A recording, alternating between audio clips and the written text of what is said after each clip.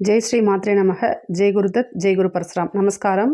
நான் கரூர்லேருந்து வல்சலா பண்ணிக்கிற பிரசன்ன ஜோதிடர். இன்றைக்கி நம்ம குரோதி வருடத்துடைய தமிழ் புத்தாண்டு ராசி பலன்கள் தனுசு ராசிக்கு எப்படி இருக்குன்னு பார்க்க போகிறோம். இப்போ நான் சொல்லக்கூடிய இந்த புத்தாண்டு பலன்கள் வந்து தனுசு ராசியில் பிறந்தவங்களுக்கும் தனுசு லக்னத்தில் பிறந்தவங்களுக்கும் சரியாக தான் இருக்கும். இந்த வருஷம் எப்போ பிறக்குது அப்படின்னா 14/4/2024 ஞாயிற்றுக்கிழமை, சஷ்டி திதி, தைத்துளை கரணம், அதிகண்ட யோகம், திருவாதிரை நட்சத்திரம், மிதுன ராசியில் இந்த வருஷம் பிறக்குதுங்க.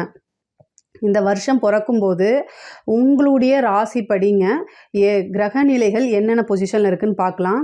உங்களுடைய ராசிக்கு 3ஆம் இடத்துல சனி செவ்வாயும் சேர்ந்துருக்கு. 4ஆம் இடத்துல ராகு சுக்கிரன் புதன், 5ஆம் இடத்துல குரு சூரியன், 7ஆம் இடத்துல சந்திரனுங்க. அஷ்டமாதிபதி 7ஆம் இடத்துல இருக்கார். 10ஆம் இடத்துல கேது. இதுதான் வந்து இந்த வருஷம் பிறக்குது இல்லையா, குரோதி வருஷம் பிறக்கிற அன்னைக்கு அந்த உங்களுடைய ராசிப்படி கிரக நிலைகள்ங்க.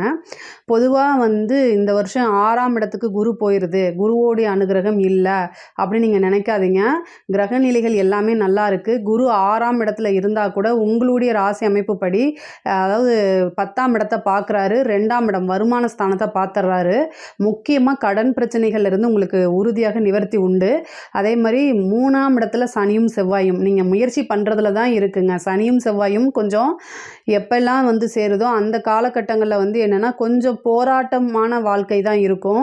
உங்களுடைய சுய ஜாதகத்தில் வந்து சனியும் செவ்வாயும் சேர்ந்தால் கோச்சாரத்தில் எப்பெல்லாம் சனியும் செவ்வாயும் சேருதோ அந்த காலகட்டத்தில் வந்து ரொம்ப போராட்டங்கள் இருக்கும். பட் ஆனால் இதெல்லாம் இறுதி முடிவு என்னென்னா வெற்றி தான். அதுவும் உங்களுக்கு உறுதியான வெற்றின்னு வச்சுக்கோங்களேன். இந்த தனுசு ராசியை பொறுத்த வரைக்கும் 4ஆம் இடத்துல வந்து ராகு இருக்கார், 10ஆம் இடத்துல கேது. தொழில் ரீதியாக உங்களுக்கு சின்ன சின்ன தடங்கல்கள் இருந்தால் கூட குருவோடைய அனுகிரகம் இருக்கனால நீங்கள் என்ன அப்படின்னா பிஸ்னஸ் அப்படிங்கும்போது அது அடுத்தடுத்த லெவல் க்ரோத் பண்ணிட்டு போகிறதுக்கு ரொம்ப சூப்பராக தான் இருக்கும். பிஸ்னஸ் அப்படிங்கிறது வந்து எப்போவுமே நீங்கள் விட்டு கொடுக்காத ஒன்று. அது ஆணாக இருந்தாலும் சரி, பெண்ணாக இருந்தாலும் சரி, தனுசு ராசியை பொறுத்த வரைக்கும் தனுசு ராசி தனுசு லக்னத்தில் பிறந்துட்டாலே அவங்க வந்து பிஸ்னஸில் கண்டிப்பாக சக்ஸஸ் பண்ணிடுவாங்க. உறுதியாக உண்டு. 7ஆம் அதிபதி பாதகாதிபதியாக இருந்தாலும் கூட அவரே 10ஆம் அதிபதியாக இருக்கார். அப்போ வந்து என்னன்னா உங்களுக்கு 7, 10 கூடையவர் ஒருவரே வர்றதுனால கணவனாக இருந்தாலும் சரி, மனைவியாக இருந்தாலும் சரி, நீங்கள் அவங்கக்கிட்ட இருந்து எவ்வளோ தூரம் தள்ளி இருக்கீங்களோ அந்த லெவலில் உங்களோட பிஸ்னஸ் வந்து சக்ஸஸ் ஆகும். நிறைய பேர் தனுசு ராசியில் தனுசு லக்னத்தில் பிறந்தவங்களை என்ன கேட்குறாங்க அப்படின்னா, நான் வந்து என்னோடய குடும்பத்தோடு எப்போ இருப்பேன் அப்படின்னு கேட்குறாங்க. ஏன்னா பிஸ்னஸில் வந்து பார்த்திங்கன்னா 7, 10 கூடயே ஒருத்தரே வர்றதுனால புதன் வர்றதுனால அந்த பாதகத்தை செஞ்சிடறாருன்னு வச்சுக்கோங்களேன். ஸோ இதை பற்றிலாம் நீங்கள் ஒரி பண்ணிக்காமல் தனியாக வந்து என்னென்னா பிஸ்னஸ் வேறு ஃபேமிலி வேறுங்கிற ஒரு மியூச்சுவல் அண்டர்ஸ்டாண்டுக்கு வந்துருங்க. 10ஆம் இடத்துல இருக்கக்கூடிய கேது வந்து உங்களுக்கு வெளிநாட்டுக்கு, அதாவது இப்போ நீங்கள் ஒரு பிஸ்னஸ் இங்கே வந்து உங்களுடைய நாட்டிலே செஞ்சிட்ருக்கீங்க அப்படின்னா அதோடைய ஃப்ரான்ச்சைஸ் வந்து வெளிநாட்டிலையோ அல்லது வெளி மாநிலத்திலேயோ போடக்கூடிய அமைப்புகள் இருக்குது.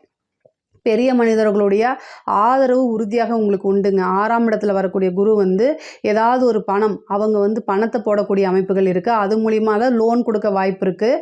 கடன் வந்து பிஸ்னஸில் வந்து நீங்கள் இவ்வளோ நாள் கடன் இருந்தால் கூட அந்த கடன் எல்லாமே நிவர்த்தி பண்ணக்கூடிய அமைப்பு இருக்குது. 2ஆம் இடத்தை பார்க்குறாரு. தொழில் மூலிமா உறுதியாக நல்ல வருமானமும் லாபமும் கிடைக்கும். 12ஆம் இடத்தை குரு பார்க்குறாரு. உங்களுடைய ராசிக்கு 12ஆம் இடத்தை பார்க்குறாரு. 12ஆம் இடம் தான் வெளிநாடு, முதலீடு. இது ரெண்டுமே வெளிநாட்டில் முதலீடு போடுற அளவுக்கு வந்து உயர்வான வருஷம் தான் இந்த வருஷம்னு வச்சுக்கோங்களேன். 4ஆம் இடத்துல இருக்கக்கூடிய ராகு வந்து ஏற்றுமதி இறக்குமதி சார்ந்த தொழிலாக இருந்தாலும் சரி, அது உற்பத்தி சார்ந்த தொழிலாக இருந்தாலும் சரி, அமோகமான வெற்றி தான் உங்களுக்கு. உங்களுடைய சுய ஜாதகத்தில் 10ஆம் அதிபதியோட திசாபுத்தி இது எல்லாமே ரொம்ப ஸ்ட்ராங்காக இருந்துச்சு அப்படின்னா உறுதியாக நீங்கள் பிஸ்னஸ் அப்படிங்கிறது யோசிக்காமல் ஆரம்பிக்கலான்னு வச்சுக்கோங்களேன். உத்தியோகத்தில் இருக்கவங்களுக்கு பதவி உயர்வு கிடைக்கிறதுக்கு வாய்ப்புகள் இருக்குது. அதே நேரத்தில் ஆல்ரெடி பதவியில் இருக்கிறவங்க ரொம்ப ஜாக்கிரதையாக இருக்கணும். 4ஆம் இடத்துக்கு எப்பெல்லாம் ராகு வருதோ ஆல்ரெடி உயர் பதவியில் இருக்கிறவங்க ரொம்ப கவனமாக இருக்கணும். லஞ்ச லாவணியங்களில் ஈடுபடாதீங்க. நீங்கள் ஸ்ட்ரைட் ஃபார்வர்டாக இருப்பீங்க.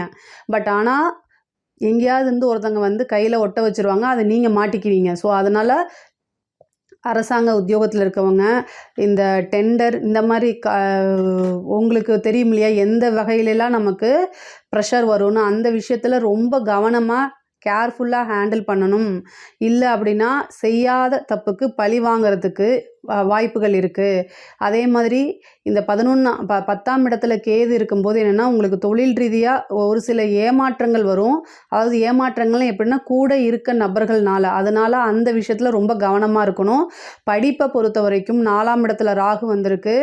படிக்கக்கூடிய மாணவர்கள் ரொம்ப ரொம்ப கவனமாக இருக்கணும். இல்லை அப்படின்னா ட்ராக் மாதிரி போகிறதுக்கு வாய்ப்பு இருக்குது. தனுசு ராசியை பொறுத்த வரைக்கும் இயற்கையாகவே ஒரு விஷயத்த படித்து தான் தெரிஞ்சுக்க மாட்டாங்க. அவங்களுக்கு இயற்கையாகவே தெரியும். ஒரு விஷயத்த படித்தாலும் அவங்க புரிஞ்சு அவங்களுடைய ஓன் ஸ்டைலில் தான் எழுதுவாங்க. கம்மியாக படிச்சிருந்தா கூட அவங்க வந்து ரொம்ப சூப்பராக ஒரு விஷயத்த ஹேண்டில் பண்ணுறதுல வல்லுநர்களாக இருப்பாங்க.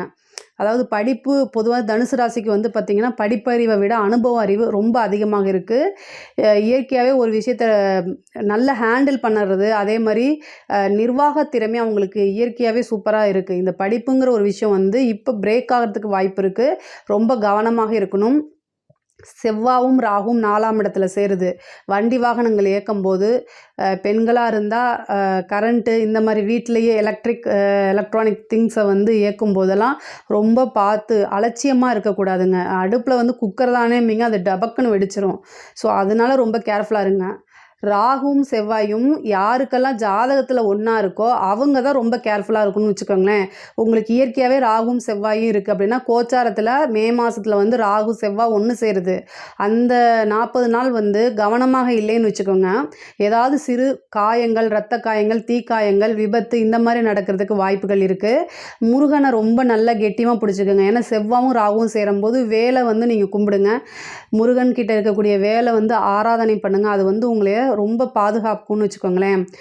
மைண்டு சரியில்லை அப்படின்னா முக்கியமாக வண்டி வாகனங்களை இயக்காதீங்க. நைட் டைம் ட்ராவலை அவாய்ட் பண்ணிக்கிறது ரொம்ப நல்லது அந்த காலகட்டத்தில்.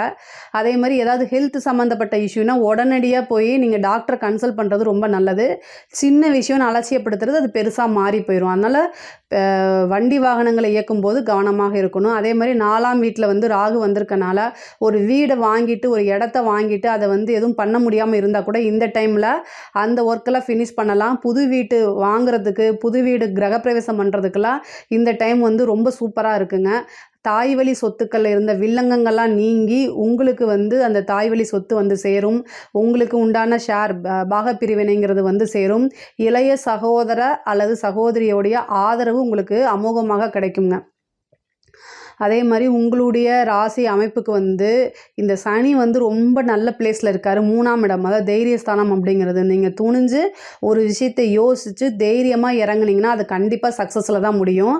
இயற்கையாகவே உங்களுக்கு வந்து காலபுருஷனுக்கு அது தர்மஸ்தானம், அதாவது 9ஆம் இடம் காலபுருஷனுக்கு வருது. அதனால் நீங்கள் பொதுவாகவே தனுசு ராசிக்காரங்க தர்ம சிந்தனை அப்படிங்கிறது இயற்கையாகவே அதிகமாக இருக்கும். அது எப்போவுமே உங்களைய பாதுகாத்துக்கிட்டே இருக்கும்னு வச்சுக்கோங்களேன். குரு 6க்கு போய் மறைஞ்சிட்டாரே நீங்கள் கவலைப்படாதீங்க.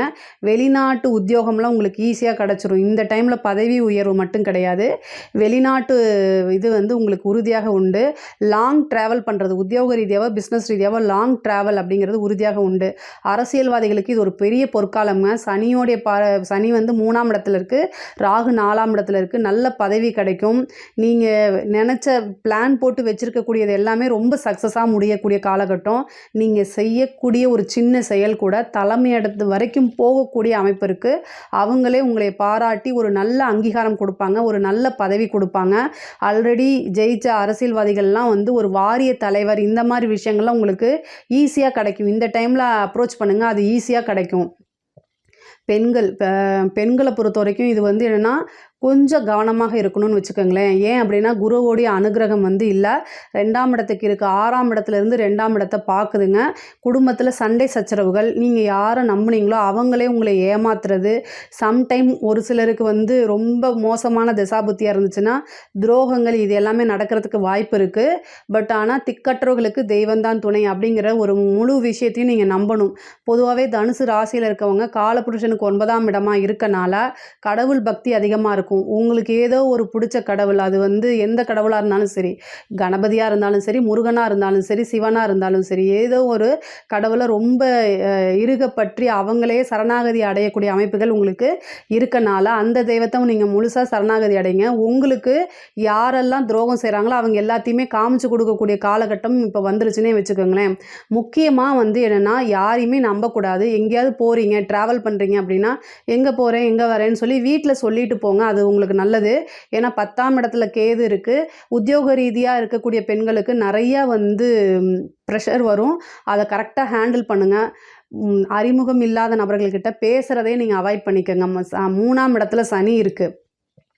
நீங்கள் ஒருத்தர்கிட்ட கம்யூனிகேட் பண்ணால் அது வந்து நீங்கள் உங்களுடைய பிரச்சனைகளை சொல்லுவீங்க. ஆனால் அந்த பிரச்சனை வந்து அதுவே பின்னாடி அதை வச்சு உங்களை பிளாக்மெயில் பண்ணுறதுக்குலாம் வாய்ப்பு இருக்குது. ஸோ கம்யூனிகேஷன் அப்படின்னு சொல்லக்கூடிய அந்த விஷயத்தில் ரொம்ப கவனமாக இருந்துட்டாலே பெண்கள் வந்து சூப்பர் தான். மற்றபடி வந்து பெண்கள் வந்து வாகனங்கள் வாங்கக்கூடிய அமைப்பு, புதுசாக ஒரு தொழில் பண்ண அமைப்பு, நகை சேர்த்தக்கூடிய அமைப்பு, இடம் வாங்கக்கூடிய அமைப்பெல்லாம் உறுதியாக உண்டுங்க.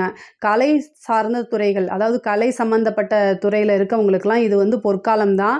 நல்ல பெரிய லெவலில் க்ரோத் ஆகுவீங்க. நீங்கள் வந்து என்னெல்லாம் ஆசைப்பட்டீங்களோ அந்த விஷயம், அது வந்து இசையாக இருந்தாலும் சரி, ஒரு நடிப்பாக இருந்தாலும் சரி, கலைன்னு வந்துட்டாலே நீங்கள் எல்லாமே பெரிய லெவலில் சக்ஸஸ் பண்ணுறதுக்கு இந்த குரோதி வருஷம் வந்து உறுதுணையாக உங்களுக்கு இருக்குன்னு வச்சுக்கோங்களேன். குருவோடைய பார்வை வந்து 2ஆம் இடத்துக்கு இருக்குது. அப்போ நீங்கள் என்ன பேசுகிறீங்க, என்ன நடந்துக்கிறீங்க அப்படிங்கிறத வச்சு தான் நீங்கள் பெரிய லெவலில் தெரியறதுக்கு உண்டான வாய்ப்புகள் இருக்குங்க. இப்போ திருமணம் அப்படிங்கிறது வந்து 6ஆம் இடத்துக்கு தான் குரு வருது. 7ஆம் இடத்துக்கு குருவோடைய பார்வை இல்லைங்க. அப்போது இந்த வருஷம் உங்களுக்கு குருபலம் இல்லை.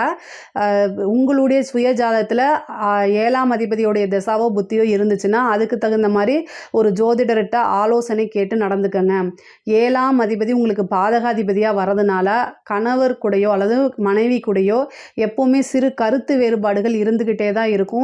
இதனாலேயே உங்களுடைய தொழிலில் ஏதாவது ஒரு டிராபேக் ஆகும்.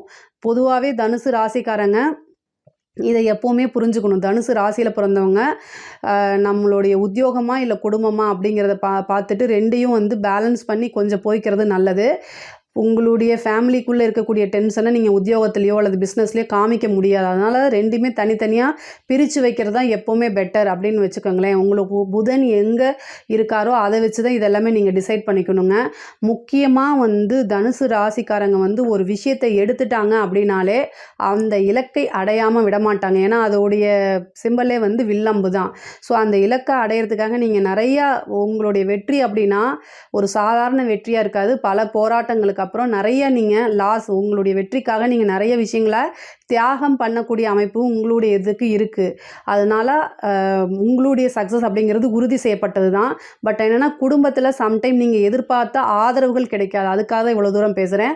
அதை நினச்சி நீங்கள் ஒரி பண்ணிக்க வேண்டாம். பொதுவாகவே இந்த குரோதி வருடம் வந்து ரொம்ப அருமையாக தான் இருக்குது. தனுசு ராசி தனுசு லக்னத்தை பொறுத்த வரைக்கும் ரொம்ப அருமையாக தான் இருக்குது.